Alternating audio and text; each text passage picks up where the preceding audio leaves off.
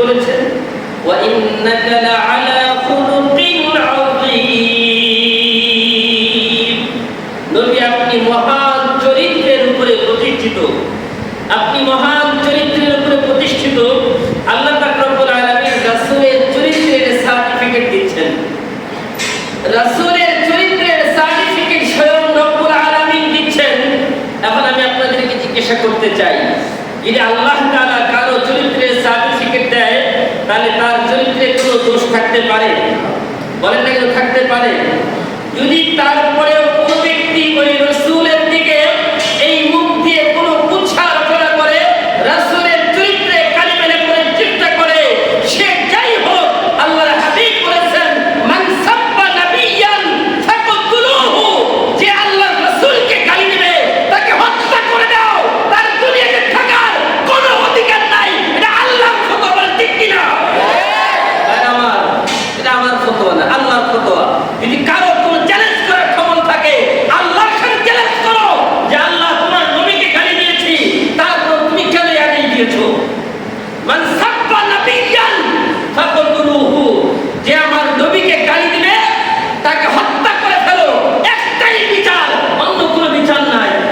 বলবেন দৃষ্টান্ত, রাসূল আকরাম সাল্লাল্লাহু আলাইহি ওয়াসাল্লামের যুগে কাব বিন আশরাফ নামে এক কাফের রাসূলকে নিয়ে কবিতা রচনা করত, ব্যঙ্গ করে কবিতা রচনা করত।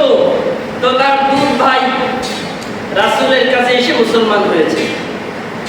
যখন দুই ভাই মুসলমান হয়ে গেল, সে বলল, ইয়া রাসূলুল্লাহ, আমার ভাই তো আপনার নামে এরকম ব্যঙ্গ করে কালিমা লেপন করে, আপনার চরিত্রে কালিমা লেপন করে সে আপনার নামে কবিতা রচনা করে, আপনি আমাকে আদেশ দেন তার গর্দানটা আলাদা করার জন্য। রাসূল বলেন, যাও। সে গিয়ে তার মাথাটা কেটে রাসূলের সামনে এনে দিয়েছে। রাসূলের দিলটা বড় খুশি হয়ে গেল। বলল, সাহাবী, তুমি তোমার দুনিয়ার মধ্যে জান্নাত ওয়াজিব করে নিয়েছো, তোমার আর কিছুই দরকার নাই, তুমি আমার দিলটাকে খুশি করে দিয়েছো। শুধু তাই না, যারা রাসূলের চরিত্রে কালিমা লেপন করে তাদের ব্যাপারে আল্লাহ কি বলেছেন? উতুল্লিম বা'দা যালিকা সামিম।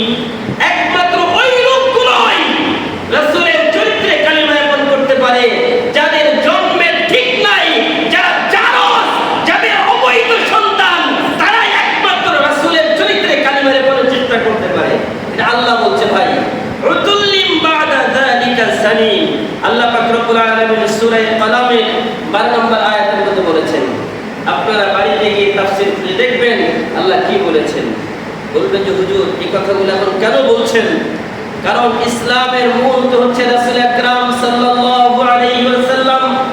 যদি রাসূলের চরিত্রে কালিমা লেপন করা হয়, তাহলে ডাইরেক্ট কোরআনের মধ্যে কালিমা লেপন করা হয়। বলবেন কেন?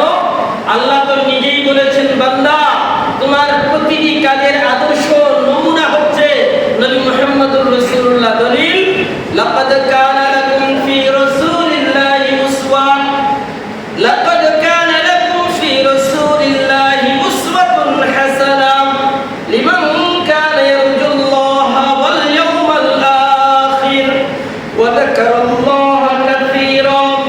আল্লাহ পাক রব্বুল আলামিন বলেন, নিশ্চয়ই, লাকাদ কানা লাকুম ফি রাসূলিল্লাহ, আল্লাহ তাআলার রাসূলই হচ্ছেন তোমাদের জন্য উত্তম আদর্শ নমুনা।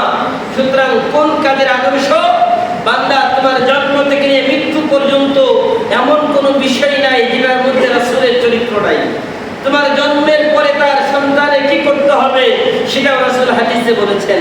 জন্মের পরে সন্তান হয়েছে, ডান কানে আযান দাও, বাম কানে ইকামত দাও। সন্তানের বয়স 7 বছর হয়েছে, তার আকিকা, তার সন্তানের খতনা করাও, মুসলমানি করাও। সন্তানের বয়স 7 দিন হয়েছে, 14 দিন 21 দিন পারলে তার আকিকা করিয়ে দাও। সন্তানের যখন 7 বছর বয়স হবে, তিনি শিক্ষায় শিক্ষিত করো। সন্তানের বয়স যখন 10 বছর হবে, প্রয়োজনে তাকে প্রহার করে হলেও তাকে নামাজে বাধ্য করো। সন্তানের বয়স যখন প্রাপ্তবয়স্ক হবে, 16 থেকে 18 20 বছর হবে, বিয়ের বয়স, তাকে বিয়ে দিয়ে দাও। এরপরে আর বাবার দায়িত্ব থাকে না, সন্তান নিজের ঘাড়ে নিজের বোঝা বহন করবে। সম্মানিত হাজরিন, এরপরে প্রতিটা মানুষের 40 বছর, 50 বছর, তার কিভাবে চলাফেরা কি হবে সব কিছু কোরআন হাদিসে বলে দেওয়া আছে। এখন যদি কেউ রাসূলের চরিত্রে কালিমা লেপন করতে চায়, যে রাসূলের তো এই চরিত্রে কেমন ছিল। রাসূল সাল্লাল্লাহু আলাইহি ওয়াসাল্লাম তার 11 জন স্ত্রী ছিল। কয়জন স্ত্রী বলেন সবাই? রাসূল সাল্লাল্লাহু আলাইহি ওয়াসাল্লামের 55 বছর বয়স পর্যন্ত একজন স্ত্রী ছিল। কয়জন? 55 বছর পর্যন্ত একজন। রাসূল সাল্লাল্লাহু আলাইহি ওয়াসাল্লাম আম্মাজান খাদিজাতুল কুবরা রাদিয়াল্লাহু তাআলা আনহাকে বিবাহ করেন 25 বছর বয়সে। আর খাদিজাতুল কুবরা রাদিয়াল্লাহু তাআলা আনহার সাথে সংসার করেন 25 বছর। তার মানে 50 পার হয়ে যাওয়ার পরে যখন 55 হলো, ওই সময় রাসূল আকরাম সাল্লাল্লাহু আলাইহি ওয়াসাল্লামের জীবদ্দশায় আম্মাজান খাদিজাতুল কুবরা দুনিয়া থেকে বিদায় নিলেন। এর আগ পর্যন্ত একজন স্ত্রী ছিল, একাধিক স্ত্রী ছিল না। আল্লাহ রাসূল সাল্লাল্লাহু আলাইহি ওয়াসাল্লামের যখন খাদিজাতুল কুবরা বিদায় নিয়ে নিলেন, চাচা আবু তালিব বিদায় নিলেন, রাসূল আকরাম সাল্লাল্লাহু আলাইহি ওয়াসাল্লামকে আল্লাহর পক্ষ থেকে পয়গাম দেওয়া হলো যে আবু বকর সিদ্দিকের কন্যাকে আপনি বিয়ে করেন।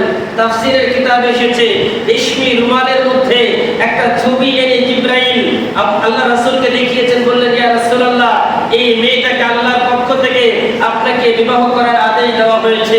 বলল এই মেয়েটা কার? বলল এই মেয়ে হচ্ছে আবু বকর সিদ্দিক, আপনার সাহাবী আবু বকর সিদ্দিকের কন্যা। বলল তার বয়স কত? বয়স যতই হোক 6 বছর আর 9 বছর কোনো ফ্যাক্টর না, আল্লাহর পক্ষ থেকে নির্দেশ এসেছে আপনাকে বিবাহ করার জন্য, সুতরাং আপনি তাকে বিবাহ করবেন। আম্মা আয়েশা সিদ্দিকা রাদিয়াল্লাহু তাআলা আনহাকে আল্লাহ রাসূল 6 বছর বয়সে বিবাহ করলেন, 9 বছর বয়সে ঘরে নিয়ে আসলেন। এই 3 বছর বাবার বাড়িতেই ছিল, যখন 9 বছর বয়সে নিয়ে আসলেন। এই বিষয়টাকে কেন্দ্র করে বর্তমান কাফের মুশরিকরা যেই রকম ভাবে ইহুদিরা রাসূলের চরিত্রে কালিমা লেপনের চেষ্টা করে, ঠিক একই ভাবে ইসলামের সবথেকে বড় শত্রু নাস্তিক আর মুরতাদিরা রাসূলের চরিত্রে এই বিষয়টা নিয়ে কালিমা লেপনের চেষ্টা করে, বলে রাসূল ছিল নারী নবী, রাসূল ছিল চরিত্রহীন। আমরা দেবহীন কণ্ঠে স্পষ্ট ভাষায় বলতে চাই, যারা রাসূলকে নারী নবী বলে, যারা রাসূলকে চরিত্রহীন বলতে চায়, তাদের কথা আমরা তাদের উদ্দেশ্যে বলতে চাই, শুনে রাখো রাসূল সাল্লাল্লাহু আলাইহি ওয়াসাল্লাম 55 বছর বয়স পর্যন্ত একজন বৃদ্ধ বিধবা নারী নিয়ে সংসার করেছেন।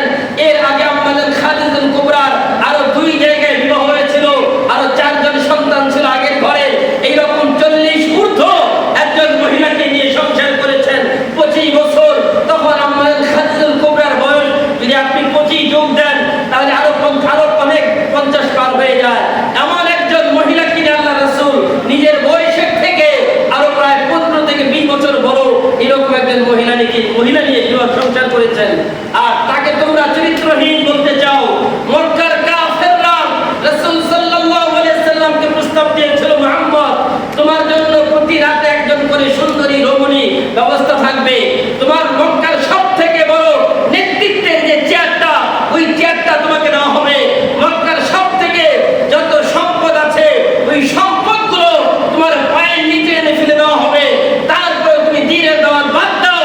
আল্লাহ রাসূল বলেছিলেন, যদি আমার এক হাতে সূর্য এনে দেওয়া হয়, আরেক হাতে চন্দ্র এনে দেওয়া হয়, আর আমাকে যদি বলা হয় এই দ্বীনের দাওয়াতের মিশন থেকে বিরত থাকতে, আল্লাহর কসম আমার জীবন থাকতে আমি এখান থেকে বিরত থাকবো না।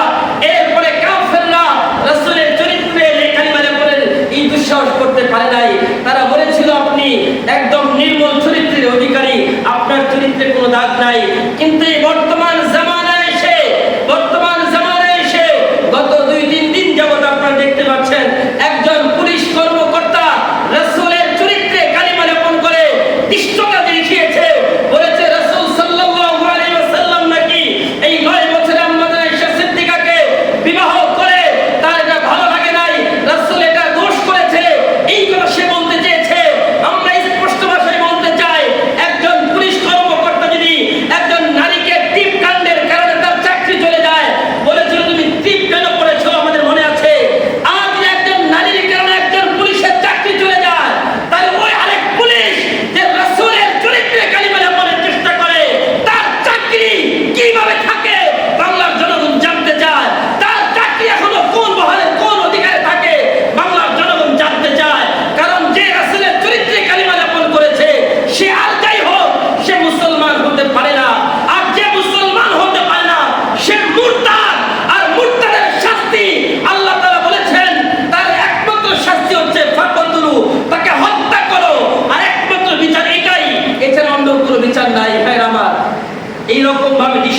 পুলিশে রাসূলের চরিত্রে একজন পুলিশ কর্মকর্তা বক্তব্য দিয়েছে।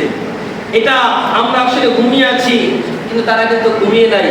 তারা আমাদেরকে বিভিন্ন সময় একটু প্রয়োজন দিয়ে দেখে যে মুসলমানরা কি আসলে সজাগ আছে না ঘুমন্ত আছে। তারা আমাদের ঈমান নষ্ট করার জন্য গাছের গোড়া কেটে দিচ্ছে, আর আমরা এখনো ঘুমিয়ে আছি। আমরা এখনো খবর নেই না, মনে করি একজন কি বক্তব্য দিয়েছে তাতে আমার কি আসে যায়। ভাই আমার, কিয়ামতের ময়দানে আল্লাহ জিজ্ঞাসা করবেন, আমার রাসূলের বিরুদ্ধে যে কথা বলেছিল তখন তুমি কি বলেছিলা? তুমি কি তাকে সমর্থন করেছো নাকি সমর্থন করো নাই? যারা সমর্থন করেছে তাদেরকে সমর্থন করেছো নাকি তাদের বিরুদ্ধে আবার কথা বলেছো? আল্লাহ কিন্তু জিজ্ঞাসা করবেন।